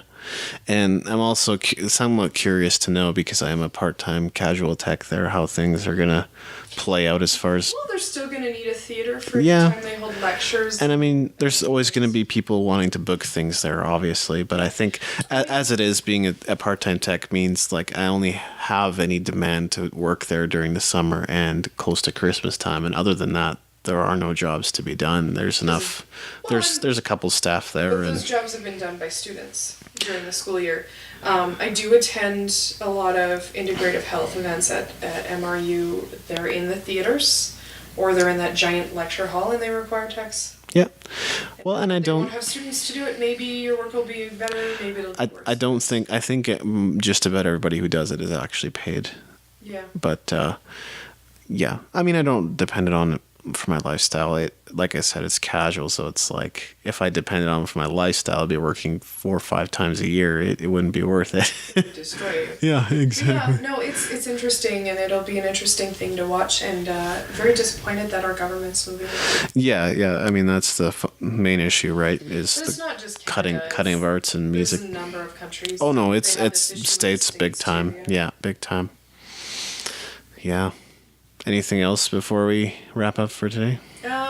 Kick-ass Calgary musicians doing neat things. Yeah.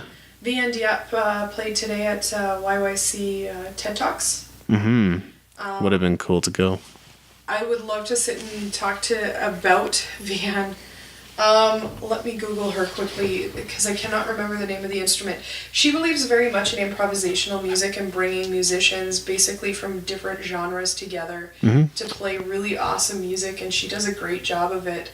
And I've seen different collaborations with her and things that she's gotten people together for. You're going, sounds familiar. That doesn't mash together, those musicians.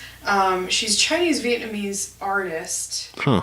And she plays Lord help me, and if you're Asian, please don't judge me. Guzheng. Probably a Chinese instrument. Those I don't know. long things that they lay out on a table, and they've got all the strings, and it's just beautiful. A little bit like a koto, I guess. Yeah, well, it says, I don't know. Forgive me, I'm sorry if I butchered it, Vian. Sorry if you're listening. I don't know if you would. But, oh, beautiful music. Look her up on SoundCloud, soundcloud.com/VIANDIEP. Beautiful compositions, and she played at TED Talks. Very cool. Interesting subgenre, and we have a local musician who does very well. Recently was supposed to work with her on a film. She wrote the closing credits for The Guru, which is a local film. Vanessa Cardui, she does filk music. Mm-hmm. And I think I wouldn't mind talking a little bit about filk. Forgive me if you're a huge filk fan. I'm recently learned of it, probably within the last year, through fan expos. Filk is music revolving around fan participation. Fan participation, but fandom. Mm-hmm. Science fiction and fantasy. So Geekdom. It's geeky and it's awesome. But there's filk. There's also something called wizard rock that's gaining. It's got its own radio station. It's interesting. Wizard rock. Wizard spelled with a W and then rock spelled W-R-O-C-K. It's Harry Potter fans that are doing wizard rock. And, you know, Harry Potter is now spawned a sport, and now it's got its own music genre. Right. They have their own radio station. Say what? But, you know, it's interesting because people are like, oh, what am I going to write about? I only know this, or I'm geeky about that, or whatever. Write what you know. Yeah. Well, you gotta. And there's going to be fans. And holy crap, people who take filk seriously really, like, there's judging at fan expos on filk, and they get up. But also, like, these people are treated like superstars at expo. You saw how Hero Incredible went.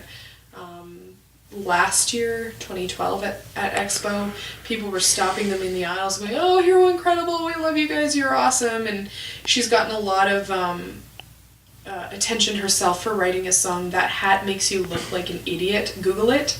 You know, great, cute little song if you know anything. If you're a brown coat, I'm a brown coat. I had no idea they did this kind of music. But yeah, write what you know. Don't be afraid to geek out. Oh my god, people in a bar might not like it. You know what? You might get paid a ridiculous amount of money to play your music at a fan expo at the Stampede Corral. Just have fun with it. Yeah. Well, we're in the age of niches, right? I think you can tap into certain markets and and actually have it be more profitable than trying to be generally appealing, like Nickelback. You just stuck an arrow through my heart. And I'm sure those guys went out there and wanted to with different intentions, but they seem to be... They decided to create a music career. I think they were very calculated and smart about what they did, and I don't think they were... successful. They've obviously, you know, they've gotten better as instrumentalists over time. I don't think they were ever bad, but, you know, they're more adept. It's just one of those... If you're going to mention Nickelback, I'm going to mention the YouTube video, Look at This Instagram. Yeah. Well, why not? We talk enough about social media, right? It's got to come out. It's awesome. Yeah. Look it up. I'm not going to spoil it. Speaking of social media, man, there's a whole new world on apps and mobile and what you can do with social media these days. It's crazy. I tried this thing out called Every Post, and it's just one of those things that posts directly to, I guess, Pinterest, LinkedIn, Facebook, Twitter, and Google Plus. So just kind of, everything at once. I guess the problem for me is, you know, I like cross-posting, but only when it's proper and effective, right? I think this tool, unfortunately, Twitter's not going to work on Pinterest. That's usually the problem. Yeah, or Twitter on Facebook, although Facebook is finally doing hashtags. Oh my god! Which I'm actually blown away, because I was under the assumption they just wouldn't go that direction, because they already have like EdgeRank and stuff, so like people can't see all your posts. You probably heard about that. I saw that, yeah. And then there's this new thing I've noticed on my fan page where all of a sudden I got a ton of activity on my modeling page. I'm really grateful to some of the people who hire me and who are... But then all of a sudden I can't see who my new likes are. Oh, interesting. I can see the numbers have gone up, but they don't show you the new people now unless they're your friends. Oh, yeah. So, right. And forgive me, if you're a model, you do need to kind of manage the creepers a little bit. No kidding. I don't know if it was that or because they can still interact with me, and I do kind of delete the creepers off my page because, oh, you're so pretty, you have nice boobs. And you're banned. Skip, yeah. And you're banned. No, I mean, there was never a magical time where everybody saw all your Facebook posts. I think that's one confusion that people have around EdgeRank. It's like, no, actually, there was never a time when all your posts were seen by everybody. And I know, I understand. I get it. I get it that you some... had 3 friends and they had 3 friends, perhaps. Yeah, exactly. But, bands are upset because, that we built up this fan base. I get it. Gosh. I get it. But the problem with that thinking is that you're still not driving traffic to your own website. And we mentioned that already, but I think you got to start there. You got to. Well, I'm starting to do my own website. Up to now, I've used Facebook pages, so we'll see. I don't know Facebook pages are cool. I don't know if having my own website will be better or worse for me. Certainly, you get to critique all you want, as you're my favorite expert. I think you just end up needing both in a way.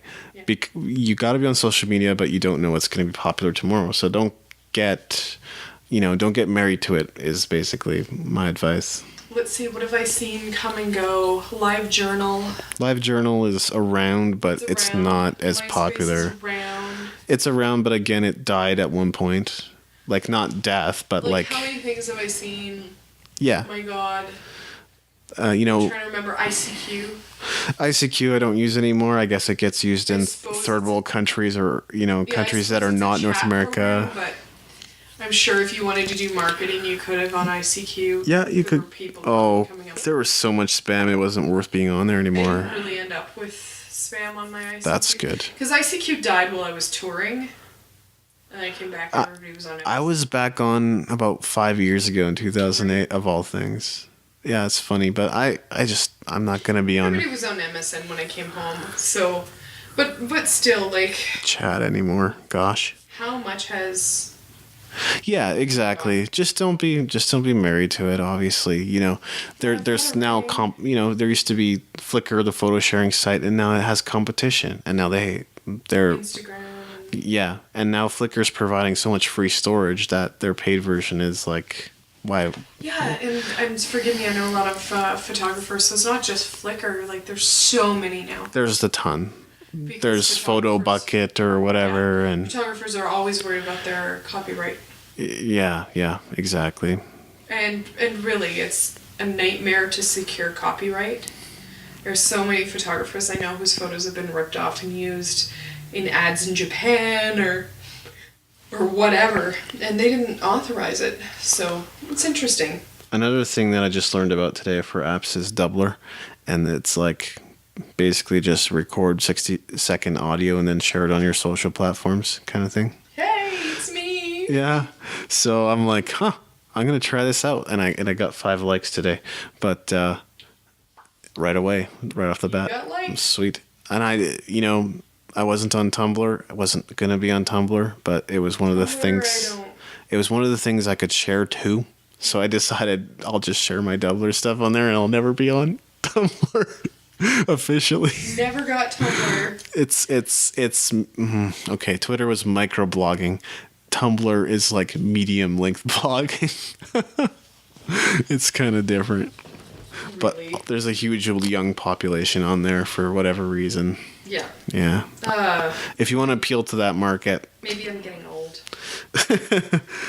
I get it, but I'm just like, I'm already on enough social. I've kind of, yeah. It does get to that point where it's like, I'm not try going to bother. pick the ones that I'm on. I think that's how initially I felt with Google Plus, and I think there's been some interesting things with Facebook lately, and on one side, I finally see like men in my life getting outraged about the nasty stuff towards women on Facebook, and they're going, "Oh my God, I never knew this was out there," and I'm like, "Are you kidding me? You had no clue?" Because I have friends who... Some of the things people say, I'm just like, okay, come on, like. I'm talking about what everybody's gotten outraged about is there'll be photos of women being beaten and she deserved it, or posts like brutal. That. And that's totally allowed and okay with Facebook, and yet women I know who've had breastfeeding pics up have been blocked for inappropriate content and had their their sites shut down. I think I read an article saying that changed. They did recently change, or women with mastectomy photos were having them taken That's down. it. That's the one. And the thing is, forgive me, it wasn't on a lot of my male friends' radars, and now suddenly I have male friends who are like, I'm never using it again. And I'm like, really? Because you think that's not on Google Plus? You think that's not on Reddit?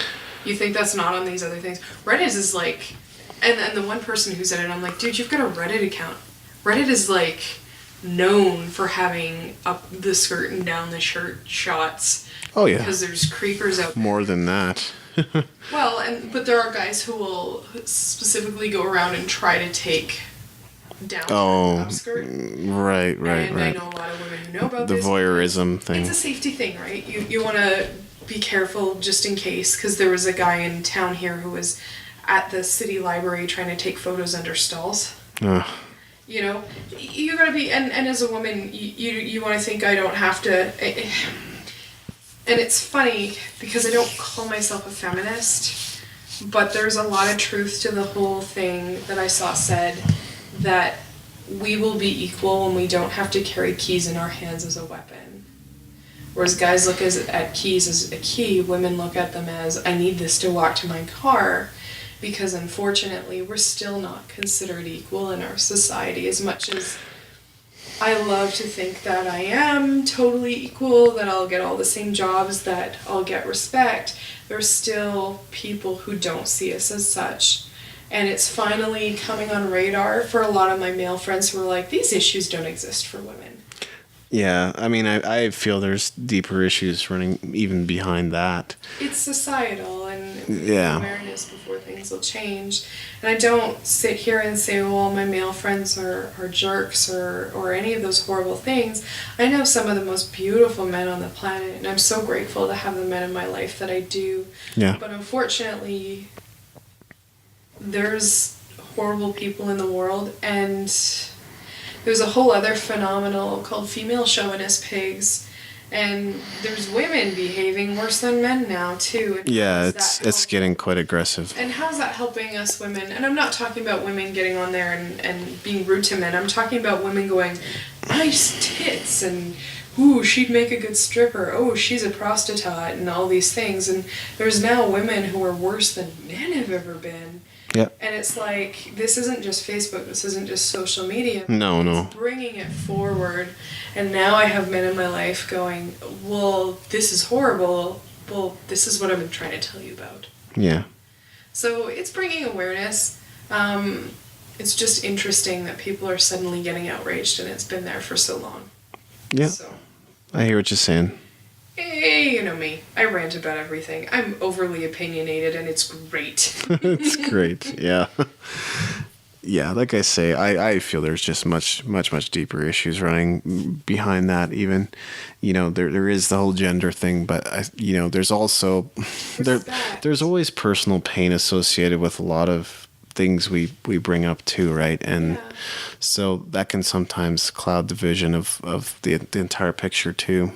Well, I think, and it's more than gender in our society is a problem. Like, yeah, I think exactly. If we have basic respect, and I was watching a video of an Australian, kind of the head of their military, and he placed it great. He's like, if you disrespect anybody in our military, the Royal Military of New Wales, I think it's called. Sorry, I'm not Aussie. If you're Aussie, please don't hate me. And he said, I don't care, you just don't respect a coworker. You don't disrespect them for their gender. You don't disrespect them because you don't like their hair. He says that is not acceptable. Yeah. Find employment elsewhere. Yeah. And that needs to be the attitude, because definitely. What about the guy who looks a little nerdy, who comes into the office and gets treated like crap from his male coworkers? That's just as inappropriate. But it is prevalent. It is okay. It does seem to be okay to make comments to women in the office, and I've had this said to me, comments about my jugs. On a high-level board meeting, when I was fully covered to the neck, I was wearing a turtleneck, high-level board meeting with the heads of a bunch of companies. Brutal. That's appropriate, and that makes me feel valued. Especially when it comes down to physical features, because I don't sit and talk about your dick at work. And if I did, I'd be instantly fired. There's things you can control and things that, you know, you were born with, and yeah, or I mean, if I told you some of the things that I've experienced as a woman that have been laughed off by senior male managers. No, you've told me about it. I've told you about some of it. I haven't told you all of it. Fair enough. Because there's just a point where you don't bother telling people anymore. It's like, oh, I'm in another office environment where it's appropriate for somebody to tell me to give them a blowjob at work, you know. Not appropriate. Because I'm female. You know, you just kind of get to the point where you're like, wow, this is not what I was told when I was told I could be whatever I wanted when I grew up. And you know, I know guys who experience challenges for different reasons. Oh, they're a little effeminate and people think they're gay, but they're straight. How's that okay? You know, I know a couple of male hairdressers. They're awesome, strong men who love their wives and love their children. One of them became a hairdresser because his mom ran a salon. The other guy became a hairdresser because it was cheaper than the other education career path he was looking at, and they just happen to do hair. They happen to be really good at it, and they make the women they work with feel amazing. Yep. Do it. If you're a guy and you're a hairdresser, who cares? And nobody should feel that way. I have a friend who's a nurse. Definitely. Sexism does go both ways. Yeah, it does. It is, honestly, a little less common for men, but my male massage therapist shouldn't have to, like, over-explain certain things so that he's afraid of me thinking he's being sexual towards me. He's there to fix my back. He's there to make the muscles not feel like stone because I injured my neck. You know, he's there to make me feel better. He's not, you know, I never would, I have heard from the way he was talking to me that he was speaking sexually, but then he starts talking a certain way where you can tell he's covering his ass. Yeah. And I don't know why, but in our society, it's okay for both men and women. They're like, yeah, female massage therapist, great. Oh, male massage therapist, either that's gay or, oh my God, he's going to rape me. How is this an appropriate way to look at a man? And wow, that says such horrible things about him. I have another friend who's a male nurse. Nobody should ever call a male nurse a merce. Right. I've met some excellent male nurses, absolutely professional. Are they gay because they're nurses? Are they weird? No. They're men doing a job and doing it really well. Yeah, for sure. Or male secretaries. One of the best secretaries I ever had when I was running temps through my company, I was told I wasn't allowed to hire a guy. Right. And out of all the people we were trying to hire, none of them worked out, so they said, let's go to a temp agency. Ran through a whole bunch of women with all kinds of problems. All of a sudden we get this guy in. He had his crap together. He was amazing. My boss tried to hire him and he'd already been snapped up by an oil company. Mm-hmm. You know what? Just because someone isn't the gender for the role, as we see it, doesn't mean they're not the person for the job, and that's how it should be. Of course. Yeah. So, it seems pretty obvious to me. I don't know. I guess, yeah, there's probably a lot of people out there that don't consider those realities. But what you're saying to me seems obvious. Very, very common sense. Yeah. I mean, I don't know. Would you have a problem with a male massage therapist? No.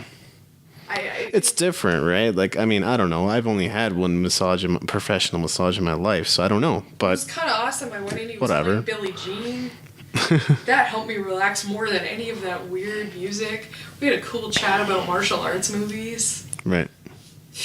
Yeah, I liked him. Like, he was a great massage therapist. Whereas, you know, you get women who are like, oh, whatever, calm down, blah, blah, blah. He did exactly what I asked, and I've had women who are, forgive me, trying to fix everything at once. I injured my neck, only work on my neck. Don't work on my low back. I know I've been in 4 car accidents. My low back is tense. It doesn't bother me anymore. The neck is new. I fell. I hit my head. My neck is screwed up. Just fix it. Right. And he only worked on what I asked him to work on. He kind of poked the rest to see how it was doing. Then he poked my neck and went, oh, I see what you're talking about. Did exactly what I wanted. Yeah. That's what I'm looking for in a massage therapist. I don't care what he has between his legs, if it's male or female. I care that he does what I want. Mm-hmm. Sure. Anything else? Wow. How's life? How is life? How do we end this show anyway? I never know how we're supposed to end this. With like a consumer report. Yeah, no, we already did the consumered out. Well, yeah, and we don't do consumer reports every and then that was never my agenda in starting the show, but like it's become a little more of a mission now, right? Because we see companies that are just, I really want to fight for the little guys. Yeah, and I've only got so much time in my life to do that, but at the same time, in a case like Titan Alarm, it's like, what do you do? Here's one for you. It's a little thing. Maybe it's a little thing to you. Maybe it's a little thing to the rest of the world. I'm celiac. Mm-hmm. Don't mess with my illness in a restaurant. Don't test to see just how sensitive I am. I'm doing education because I'm a nutritionist with my serving staff. They're like, well, it depends how sensitive. If someone has celiac disease, it's not sensitive. It's still causing the body to eat itself, essentially. I don't have an easy way to explain it. It's autoimmune. Look at it as toxic. Yeah. You can drink a little bit of arsenic every day and it won't kill you right away. You can drink a little bit of a number of poisons and it won't kill you right away, but it's not good for you. There seems to be some kind of strange mentality about food because I'm not as quote-unquote selective or picky as I used to be.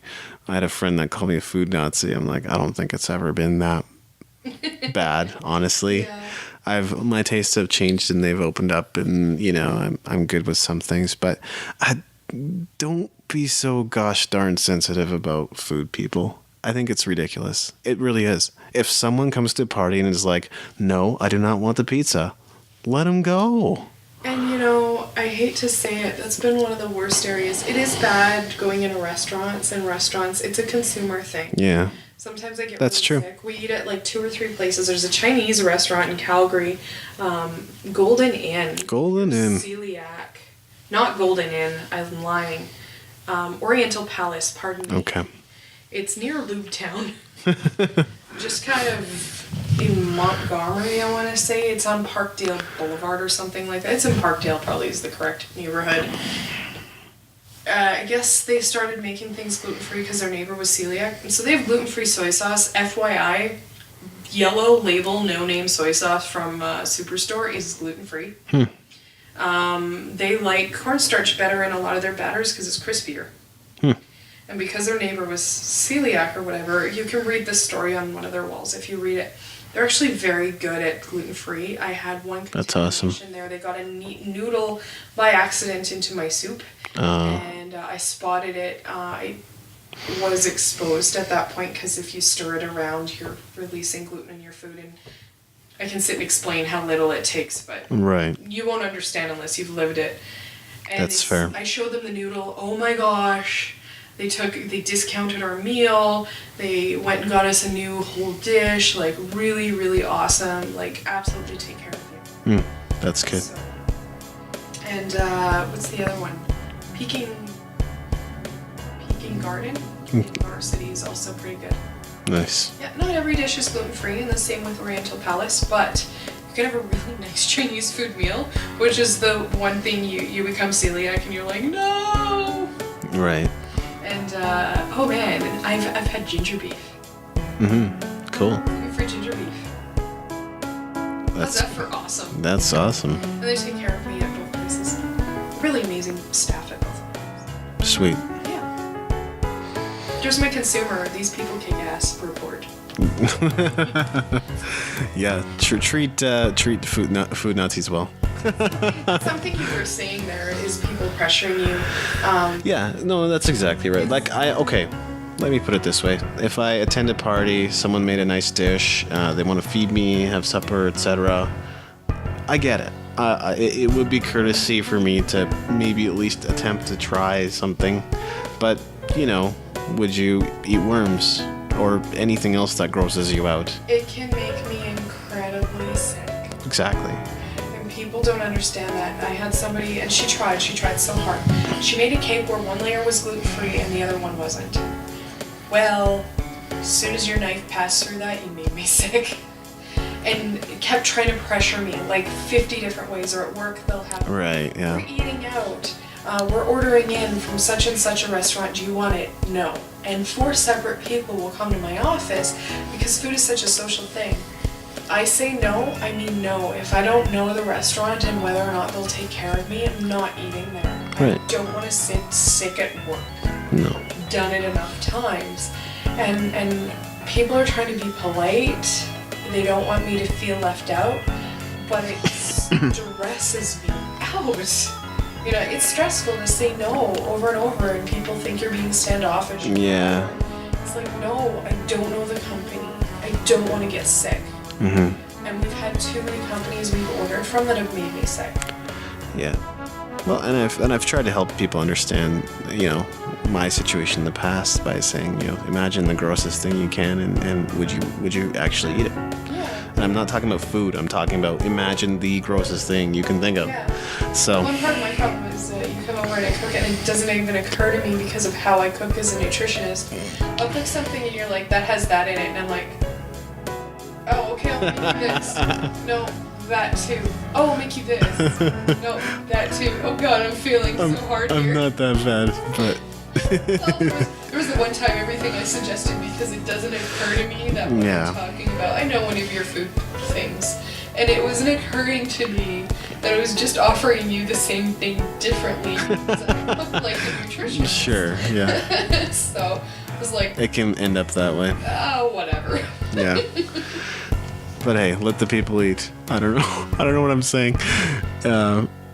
It's probably time for us to go. Yeah, it's probably time to wrap up. So thanks for. The sheep on my mantle says hi. Yeah. Good night. There you go. Hey, thanks for joining us for another episode. You've been listening to the David Andrew Wiebe Interviews and Music Business Podcast, broadcasting from Calgary, Alberta, Canada. This has been a Red Flame production. To learn more about Red Flame, go to redflamerecords.com.